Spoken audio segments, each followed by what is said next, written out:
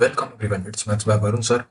और आज हम लोग करेंगे डायरेक्ट फॉर्मूला बेस्ड इंटीग्रेशन के क्वेश्चंस की प्रैक्टिस। ठीक है, तो आज के सेशन में हम लोग क्या करेंगे, प्रैक्टिस करेंगे। मैं आज आप लोग के लिए ऐसे 5 क्वेश्चंस लेकर के आया हूँ जिनके बारे में हम लोग पढ़ेंगे। और ये 5 क्वेश्चंस ऐसे हैं जो कि ज़्यादातर हर एक टाइप के क्वेश्चन में अप्लाई होंगे। ठीक है, पहला आता है क्वेश्चन हमारा इंटीग्रेशन जीरो डी एक्स। ठीक है, पहला क्वेश्चन क्या है हमारा, इंटीग्रेशन जीरो डी एक्स।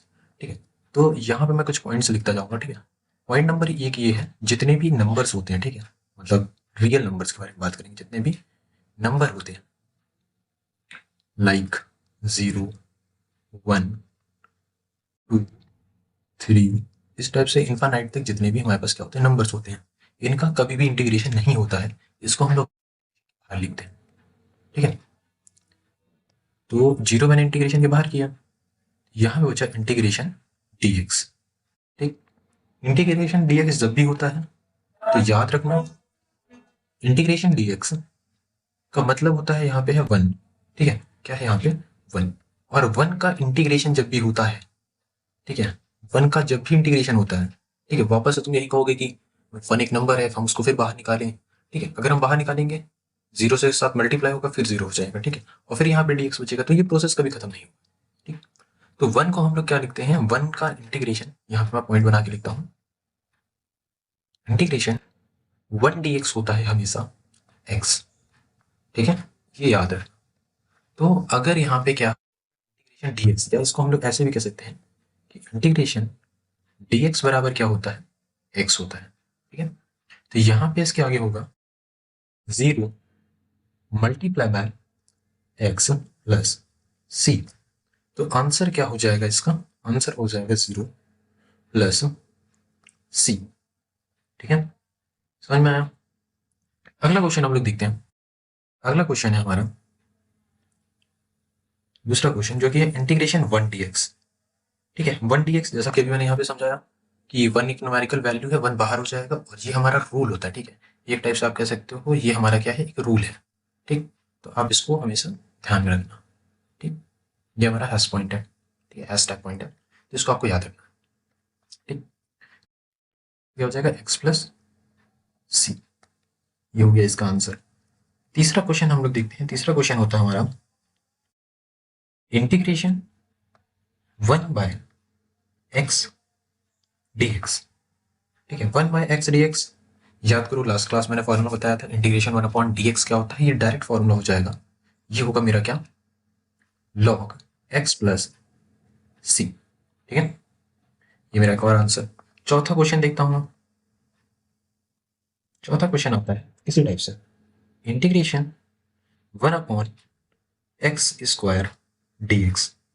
ठीक है, मेरी बात सुनना, अगर one upon x square D x आता है तो हम लोग इसको लॉग एक्स का होल स्क्वायर नहीं लिख सकते। ठीक है, जैसे बहुत सारे लोग कहोगे कि हम इसको लिख देते हैं वन अपॉन एक्स है, तो ये होल स्क्वायर प्लस सी, तो ये आंसर हमेशा क्या हो जाएगा, गलत हो जाएगा। ठीक है, तो ऐसा नहीं करना हमें। ठीक है, याद रखना, इस क्वेश्चन को करने का एक तरीका होता है। ठीक, ये क्वेश्चन आज की क्लास का सबसे इंपॉर्टेंट क्वेश्चन है, क्योंकि ज्यादातर क्वेश्चन हमें जनरल इंटीग्रेशन के इसी पैटर्न पे मिलेंगे। ठीक है, तो देखिए हमें क्या करना होगा, यहाँ पे जो integration one upon x square दिया गया है, इस एक्स स्क्वायर को हम डिनोमिनेटर से कहाँ ले जाएंगे, न्यूमिनेटर में लेके जाएंगे। मतलब हम इसको कहाँ ले जाएंगे, डिनोमिनेटर से न्यूमिनेटर में लेके जाएंगे। ठीक है, तो जब हम डिनोमिनेटर से न्यूमिनेटर में किसी भी नंबर को लेके जाते हैं, किसी वैल्यू को लेके जाते हैं, तो वो चेंज हो जाते हैं। तो जाएगा इंटीग्रेशन वन इंटू एक्स। अब याद रखना, जब भी कोई भी चीज डिनोमिनेटर से न्यूमिनेटर में जाती है, तो उसका सिंबल क्या होगा, चेंज हो जाएगा। मतलब पावर का सिंबल चेंज होगा, इसका नहीं। ठीक है, तो यहाँ पे पावर क्या है, x square to d x. ठीक है, यहाँ तक चीजें क्लियर। फिर ये हो गया वन का इंटीग्रेशन, वन के साथ मल्टीप्लाई करा दो तो इंटीग्रेशन वही आ जाएगा, इंटीग्रेशन एक्स की power minus two d x बन गया। ठीक है, मेरी बात समझ, इसमें हम लगाएंगे अब इंटीग्रेशन एक्स की पावर एन डी एक्स का फॉर्मूला, जो कि होता है एक्स की पावर, जो कि होता है एक्स की power n plus one upon में एन प्लस वन। ठीक है, तो हम वाला फॉर्मूला से पुट करेंगे। ठीक है, तो इसलिए मैंने यहाँ पेज ओपन कर लेता हूँ।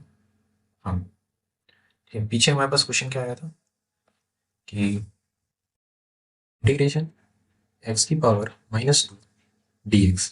ठीक है, इसमें हम लोग फॉर्मूला लगाने वाले थे x की power n equals to integration x की पावर n dx का, जो कि क्या था x की power n plus one upon में n plus one plus c. ठीक है, ये क्या है हमारा, ये फॉर्मूला है। ठीक, अब मैं लगाता हूँ, तो ये हो जाएगा x की पावर -2 प्लस वन अपॉन में -2 प्लस वन। ठीक है, तो ये हो जाएगा x की पावर -1 अपॉन में -1। देखो इसको हम लोग क्या करेंगे, माइनस में कभी आंसर नहीं आता, तो हम लोग इसको रिवर्स करेंगे। रिवर्स करेंगे जैसे हम लोगों ने पीछे पीछे यहाँ पे हम लोग हम डिनोमिनेटर से उठा करके कहाँ लेके गए थे, न्यूमिनेटर को लेके गए थे, वैसे ही अब यहाँ पे हम क्या करेंगे, ऊपर वाले एक्स को वापस से कहाँ लाएंगे, नीचे लाएंगे। ठीक है, तो जब हम ये करेंगे तो ये हो जाएगा -1/x प्लस सी। ये क्या आएगा, आंसर आएगा। ठीक है, अगला क्वेश्चन हम लोग देखते हैं। अगला क्वेश्चन है हमारा इंटीग्रेशन x dx। ठीक है, सिंपल सा इसमें x की पावर n का फॉर्मूला लगाएंगे, क्योंकि इसकी पावर क्या होगी, 1 हो जाएगी, तो हो जाएगा x की पावर 1 प्लस 1 अपॉन में 1 प्लस 1। तो ये होगा एक्स स्क्वायर बाय 2 प्लस सी। ये क्या हो जाएगा, इसका आंसर हो जाएगा। ठीक है, तो आज की क्लास समझ में आई होगी। ठीक है, मिलते हैं अगली क्लास में ऐसे ही कुछ इंपॉर्टेंट क्वेश्चंस के साथ। ठीक है, तो आप लोग क्या करिएगा, इन क्वेश्चन की प्रैक्टिस करिएगा।